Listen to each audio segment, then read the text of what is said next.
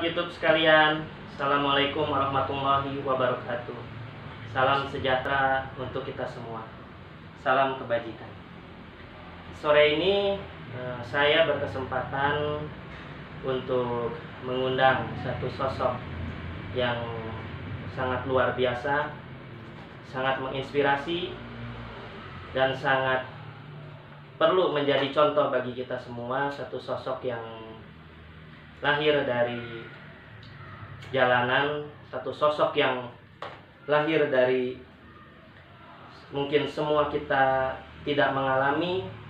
Satu sosok di jalanan terlahir keras, terlahir liar, tetapi beliau ini mempunyai hati nurani yang begitu mulia, begitu sangat-sangat menjadi contoh dan panutan bagi kita semua. Satu sosok figur, beliau adalah abang saya, Abang Salamat Maruli Tua Sihotang, atau yang lebih dikenal dengan Bang Tony. Selamat sore Bang Tony. Ya, siap Kang Dudi. Alhamdulillah, Bang Tony ini sangat luar biasa. Beliau lahir dari jalanan yang sangat-sangat begitu keras kehidupannya, tetapi beliau mempunyai hati yang mulia. Seperti saya tadi katakan tadi, pada saat sekarang kita, Indonesia dan mungkin seluruh dunia sedang mengalami wabah pandemi COVID-19 ini, yang mungkin kita semua belum tahu kapan pandemi ini akan berakhir. Yang jelas pandemi ini sudah lama, sudah menghantui kita berbulan-bulan. Mungkin juga kita sudah masuk di tahun 2021, tetapi masih belum berakhir pandemi COVID-19 ini. Di balik situasi pandemi yang membuat semua orang, membuat semua masyarakat kesulitan, membuat perekonomian dunia ini menjadi sulit, ada satu sosok yang mungkin menjadi satu panutan Bang Tony ini. Beliau terketuk hatinya, beliau terketuk nuraninya untuk membantu orang-orang, membantu masyarakat yang ada di sekeliling beliau, atau bahkan juga masyarakat-masyarakat khususnya di Bandung, di Jawa Barat, ataupun mungkin di seluruh Indonesia. Satu sosok bernama Tony ini menggagas satu program, yaitu bakti sosial Tony Guard melawan Corona. Satu program bakti sosial yang begitu mulia, yang begitu bermanfaat, yang beliau buat, yang beliau create di masa pandemi ini.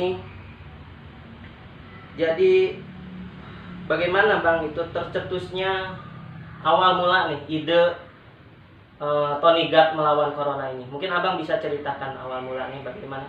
Jadi awalnya Kang Dudi, berawal Corona muncul ke tanah air, ke Indonesia tepatnya. Jadi 2 minggu setelah ada aturan lockdown atau PSBB dari pemerintah, saya coba mobile sesuai kegiatan saya sehari-hari. Nah, jadi saya suka ketemu mungkin bapak-bapak tukang beca atau orang-orang yang punya kegiatan harian. Setelah diberlakukan lockdown atau PSBB, mereka mengeluh tentang kebutuhan, kekurangan. Nah, saya pikir-pikir ya betul, dengan hidup normal aja belum tentu tercukupi. Betul. Nah, apalagi tambah aturan PSBB atau lockdown pada saat itu. Nah, akhirnya muncullah dampak-dampak negatif ya, yaitu orang kebutuhan makanan, kekurangan makanan, dan lain-lain. Nah, saya coba bermodal 500.000 awalnya. Nah, saya beli beberapa liter beras, saya coba bagi-bagiin ke mereka yang membutuhkannya. Nah, iseng-iseng saya dokumentasikan kegiatan itu. Iya. Nah, saya dokumentasikan, saya coba berbagi di niat saya awalnya berbagi informasi di grup-grup WA, di Facebook, di medsos lah tepatnya, relasi-relasi kita. Nah, ya bersyukurnya mereka terima positif. Nah, akhirnya ada 1-2 orang bermula menitipkan dananya, kepercayaannya kepada kita.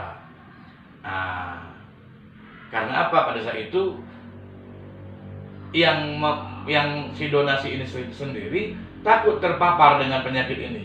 Iya, betul. Nah, tambah lagi pembatasan ruang gerak ya. Nah, akhirnya mereka titipkan, kita salurkan, kita titipkan, dan mereka titipkan, kita salurkan seperti itu, dan ya akhirnya besar seperti itu. Iya. Jadi bermula dari Bang Tony membantu masyarakat di sekitar lingkungan Bang Tony, kemudian terketuk hati ya Bang ya dari Bang Tony, kemudian juga ada sahabat-sahabat mungkin kerabat yang melihat bahwa aksi Bang Tony ini sangat luar biasa kalau saya bilang ya sahabat YouTube. Artinya pada saat awal pandemi ini kita semua merasa tabu apabila ada keluarga atau orang yang terkena COVID-19 ini, merasa tabu karena kita sendiri pun juga takut terpapar oleh COVID-19 ini. Tetapi beliau mungkin dengan keberaniannya dan ketulusannya memberanikan diri untuk keluar. Mungkin pada saat itu, pada saat mungkin PSBB awal, beliau memberanikan keluar untuk membantu sesama kita yang merasa kesulitan, merasa ketidakmampuannya, Bang Tony bantu. Kemudian juga Bang, mungkin pada saat masa pandemi ini itu selain membagikan sembako kepada yang membutuhkan, apa saja nih Tony God ini bakti sosialnya, program-programnya apa mungkin Bang? Ya, jadi setelah kita dalamin, kita ikutin dulu nih kebutuhan di lapangan.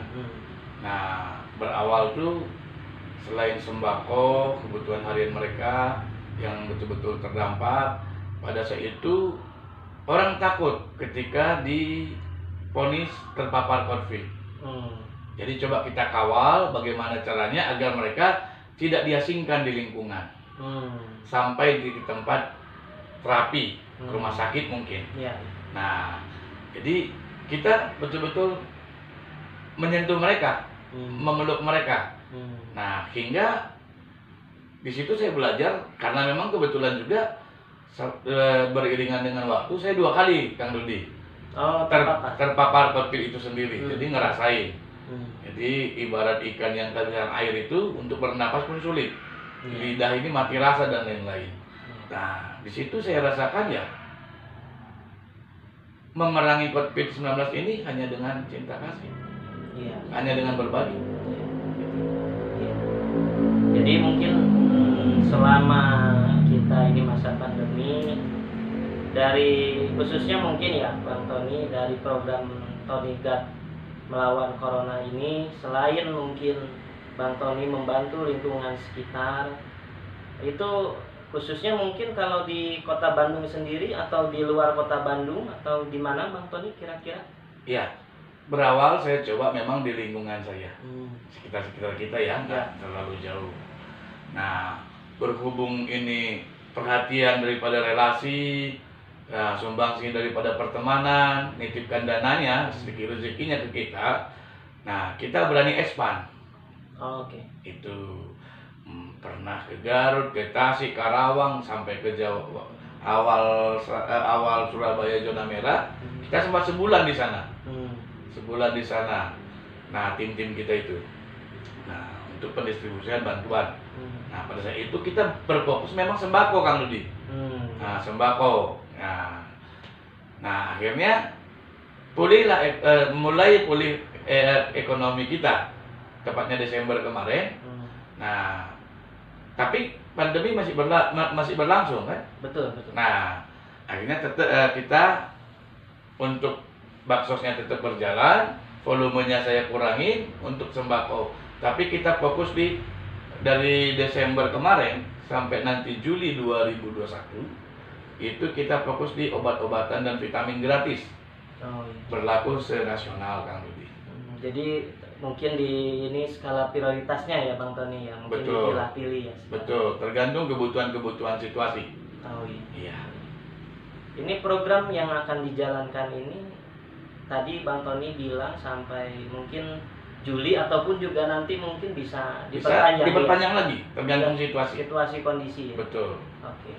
Karena pemerintah kalau kita lihat Kang Rudi, setelah vaksin ini datang dan Presiden Joko Widodo disuntik pertama kalinya, iya. Nah, mereka mencanangkan bagaimana supaya terpenuhi vaksinasi itu 75% penduduk Indonesia. Nah, untuk melakukannya itu kan butuh ritme waktu. Betul. Nah, setelah kita hitung-hitung, ya mungkin 15 bulan ke depan ya. Iya. Nah, kalau sesuai schedule, tidak ada kendala-kendala yang lain-lain.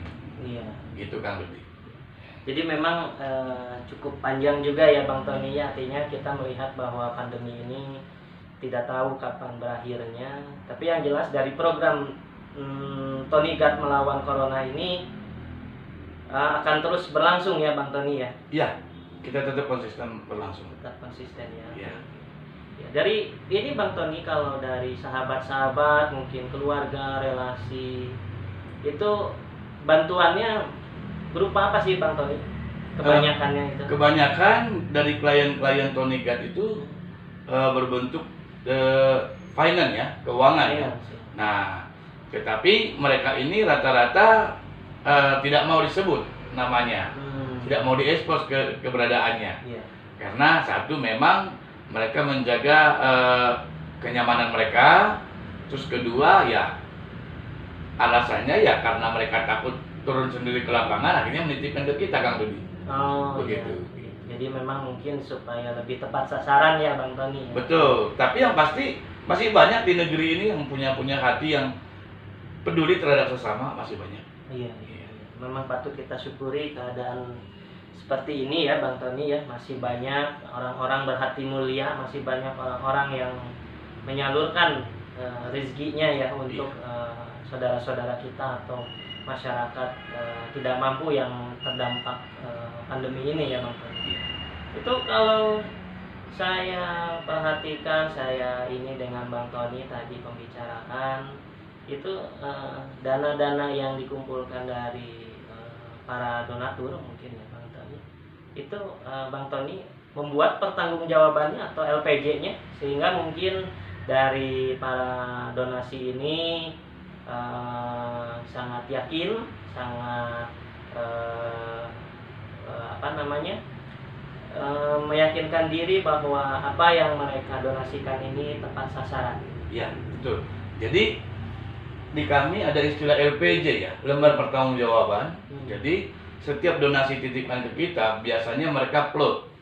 Oh. Iya. Nah, untuk wilayah mana mungkin berhubungan mereka dengan putra daerah setempat. Iya. Nah, atau sebaliknya, sebelum mereka mentransfer atau menitipkan dananya, kita itu sudah ada juklak. Ya, kita ke daerah mana nih targetnya? Itu. Jadi nah, setiap pendistribusian itu kita dokumentasikan Kang Rudi, dan kita report. Oh iya. Kita lampirkan arsipnya, belanjanya apa, pendistribusiannya seperti apa. Sangat transparan. Oh. Bahkan sampai biaya parkir anak-anak saya lampirkan Kang Rudi.